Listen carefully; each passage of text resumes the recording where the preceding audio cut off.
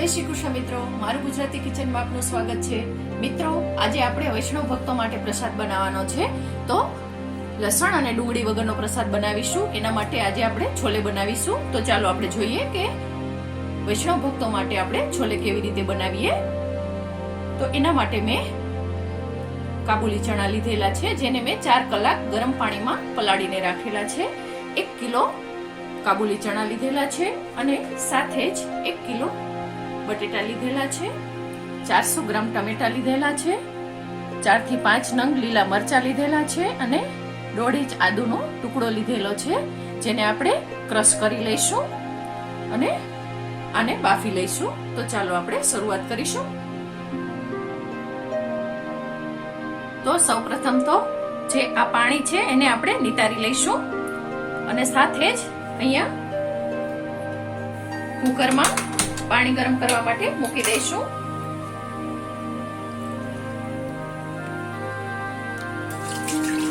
તો કુકરમાં આપણે અત્યારે 2.5 કપ જેટલું પાણી ગરમ કરવા મૂકીએ છીએ।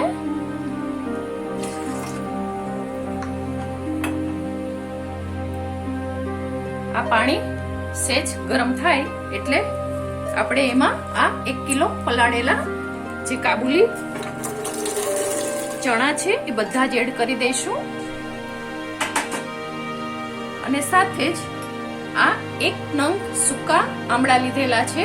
આપણે અહીંયા કોઈ પણ ચા કે ખડા મસાલાનો ઉપયોગ નહીં કરીએ, માત્ર આ આમળાથી જ જે કલર આવે એનો ઉપયોગ કરીશું, કારણ કે વૈષ્ણવો માટે બનાવવાનો હોય તો વૈષ્ણવો ચા પણ નથી લેતા હોતા, એટલા માટે આપણે ખાસ ધ્યાન રાખીશું। આને સારી રીતે હલાવી લઈશું, વધારે પાણી નાખવાની જરૂર નથી અને આમાં 1 ચમચી જેટલું નિમક એડ કરી દઈશું।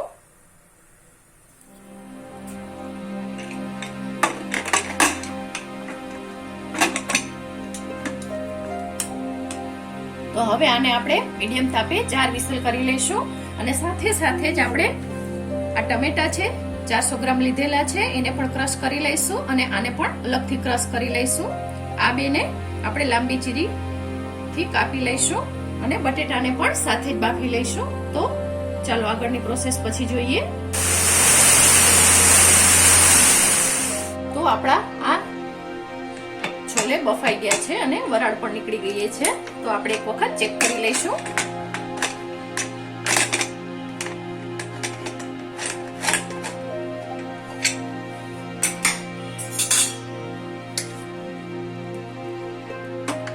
જો એકદમ સરસ આખા છે, છતાંય સરસ સ્મેશ થાય છે। તો આપણા છોલે એકદમ સરસ રીતે બફાઈ ગયા છે અને સાથે જ આપણા આ બટેટા હતા એ પણ આપણે બાફી લીધેલા છે। તો ચાલો હવે વઘારની તૈયારી કરીશું। હવે આપણે આમાં તેલ એડ કરીશું। તો આપણે 6 ટેબલ સ્પૂન જેટલું તેલ નાખીશું, વધારે તેલ નહીં નાખીએ એ વાતનું ખાસ ધ્યાન રાખીશું। વૈષ્ણવ ભક્તો માટે પ્રસાદ બનાવવાનો છે તો આપણે હંમેશા સાત્વિક ભોજન બનાવવાનું હોય એટલે વધારે મરી મસાલા કે તેલનો ઉપયોગ કરવાનો નથી। તેલ ગરમ થાય પછી આગળની પ્રોસેસ કરીએ। તેલ આપણું ગરમ થઈ ગયું છે તો આપણે 1 ચમચી જેટલું જીરું એડ કરીશું, 4 આખા લાલ મરચા એડ કરીશું, સાથે જ આપણે જે આદુ મરચા હતા એ વાટી લીધા છે એની પેસ્ટ એડ કરીશું।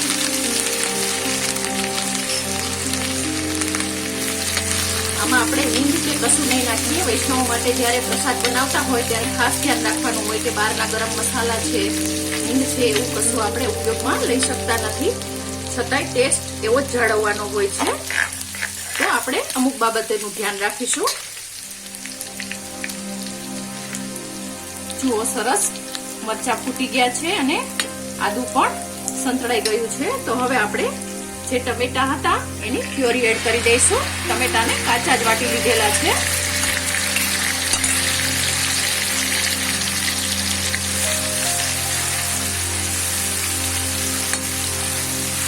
અને આને આપણે સારી રીતે પકવી લઈશું।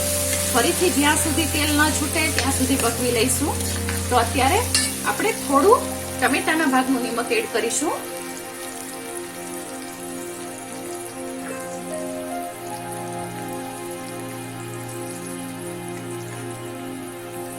અને આને આપણે સારી રીતે પકવી લઈશું.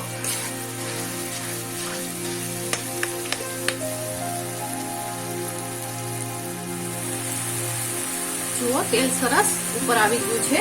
તો હવે એમાં આપણે બીજા બધા મસાલા એડ કરીશું.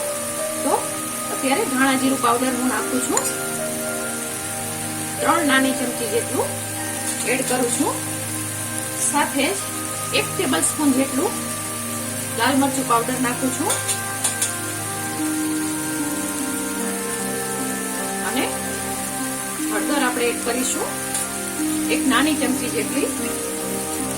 આને સારી રીતે મિક્સ કરી લઈશું.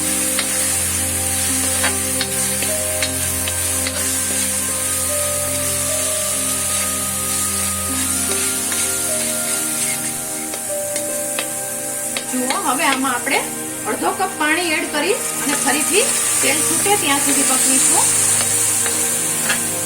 એ પછી જ બીજા મસાલા એડ કરીશું. અને ખાસ આપને જણાવી દઉં કે અહીંયા મેં મસાલામાં બીજું કઈ નથી લીધેલું. એક આ છોલે મસાલો જ લીધેલો છે, જે મેં ઘરે બનાવેલો છે. મારી ચેનલ ઉપર જઈ અને આપ જોઈ શકો છો. બહારનો મસાલો ઉપયોગમાં લેવાતો નથી. જો મસાલો ના હોય તો આવી રીતના અનારદાના મળે છે, એ 1 ચમચી લેવાના. 1 ટેબલ સ્પૂન લાલ મરચું પાવડર લેવાનું, થોડી હળદર લેવાની, ધાણા જીરું પાવડર 1 ટેબલ સ્પૂન લેવાનું, ½ ટીસ્પૂન અજમો લેવાનો અને બધું ક્રશ કરી દેવાનું. અને સાથે કસૂરી મેથી થોડી એડ કરી દેવાની. તો સરસ છોલે મસાલો આપનો તૈયાર થઈ જશે. ઇન્સ્ટન્ટ છોલે મસાલો તૈયાર થઈ જશે. જો ઘરમાં અવેલેબલ ન હોય અને તાત્કાલિક બનાવવાનું થાય એની વાત કરું છું. નહીતર આપ આ એક મસાલો એડ કરશો ત્યાં જ ખૂબ સરસ છોલે તૈયાર થઈ જશે અને એકદમ રેસ્ટોરન્ટ સ્ટાઇલ છોલે તૈયાર થશે. કલર માટે પણ આપણે તમે જોઈ શકો છો કે છોલે બાફેલા છે એમાં આમળા એડ કરેલા છે. આ સૂકા આમળા એડ કરેલા છે એટલે એનો બ્રાઉન કલર આવી જ ગયેલો છે. તો આપણે ચાની પણ જરૂર નથી પડતી. એટલે વૈષ્ણવો માટે જ્યારે પ્રસાદ બનાવીએ ત્યારે આવી નાની નાની વાતોનું ખૂબ જ ધ્યાન રાખવાનું હોય છે અને ચોકસાઈપૂર્વક મસાલાનો પણ ઉપયોગ કરવાનો હોય છે. જુઓ, એકદમ સરસ તેલ છૂટી ગયું છે. નજીકથી બતાવું, જોઈ લો.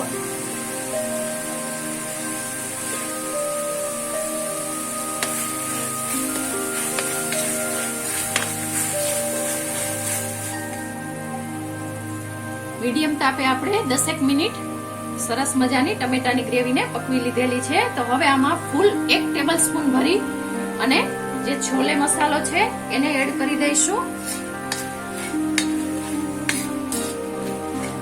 ઘરનો બનાવેલો છે એટલે વધારે મસાલાની પણ જરૂર નહીં પડે, એટલો સરસ બન્યો છે. હવે આ કસૂરી મેથી પણ 1 ટેબલ સ્પૂન લીધેલી છે, એને આપણે હાથથી ક્રશ કરી અને એડ કરી દઈશું. સાથે જ તમને ગમે તો તમે લીંબુનો રસ એડ કરી શકો છો, પરંતુ છોલેમાં આમચૂર પાવડરનો ટેસ્ટ સારો લાગે છે એટલે આપણે આમચૂર પાવડર એડ કરીશું. તો આપણે થોડી વાર પછી એને એડ કરીશું. અત્યારે આ જે બટેટા છે એને આપણે આવી રીતે હાથથી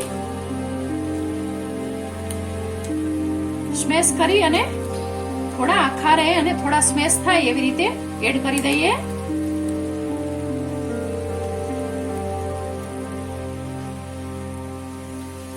જુઓ, બટેટા આપણે આવી રીતે એડ કરી દીધા છે અને હવે સીધું જ આપણે એમાં ગરમ પાણી 1 લીટર અત્યારે એડ કરી દઈશું અને બીજું પાછળથી એડ કરીશું.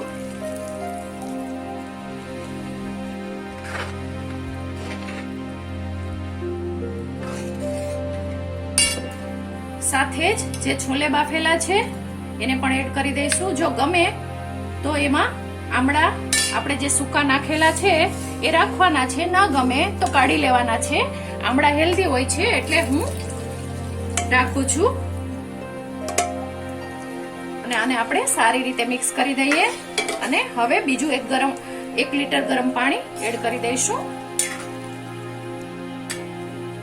જુઓ, હવે આમાં આપણે ફરીથી 1 લીટર બીજું પાણી એડ કરી દઈશું. એ પણ ગરમ જ છે.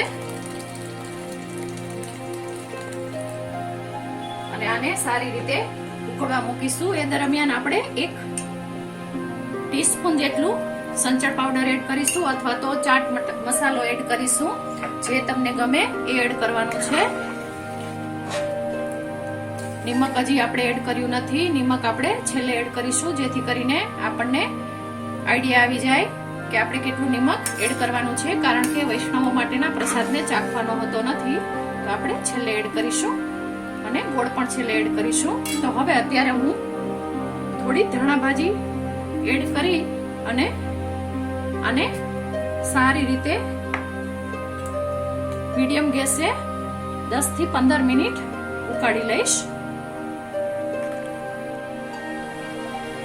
7 થી 8 મિનિટ થઈ ગઈ છે અને આપણે જોઈ શકીએ છીએ કે એકદમ સરસ રીતે ઉકળે છે અને રસો પણ ઘાટો થતો જાય છે. તો હવે આપણે એમાં ગોળ એડ કરી દઈશું. ગોળ આપણે 1.5 ટેબલસ્પૂન જેટલો લેવાનો છે, જેથી કરીને વધારે મીઠા ના થઈ જાય એ વાતનું ખાસ ધ્યાન રાખીશું. અને સાથે જ 1 ચમચી જેટલો આમચૂર પાવડર પણ આપણે એડ કરી દઈશું અને હલાવી લઈશું. તમને ગમે તો તમે લીંબુનો રસ પણ એડ કરી શકો છો, પરંતુ છોલેમાં આમચૂરનો ટેસ્ટ છે એ એકદમ સરસ લાગે છે. અને સાથે જ આપણે જે 2 મરચાં હતા કાપેલા એ પણ એડ કરી દઈશું. અને હવે નિમક એડ કરીશું. નિમક આપણે સ્વાદ મુજબ લેવાનું છે.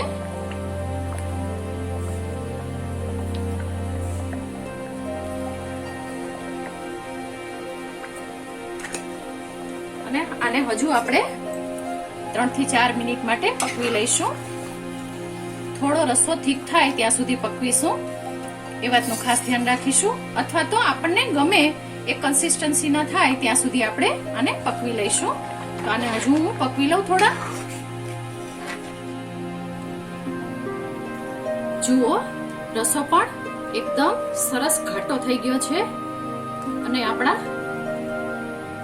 છોલે પણ ખૂબ જ સરસ દેખાય છે. તો આપણા આ ભક્તોના પ્રસાદ માટેના છોલે તૈયાર થઈ ગયા છે. તો કોથમીર મૂકી અને આપણે એને સર્વ કરીશું. ફ્રેન્ડ્સ, તમને મારી આ રેસીપી પસંદ પડી હોય તો મારી ચેનલને લાઈક કરો, સબસ્ક્રાઇબ કરો અને આપના મિત્રો સાથે પણ શેર કરો. આભાર મિત્રો.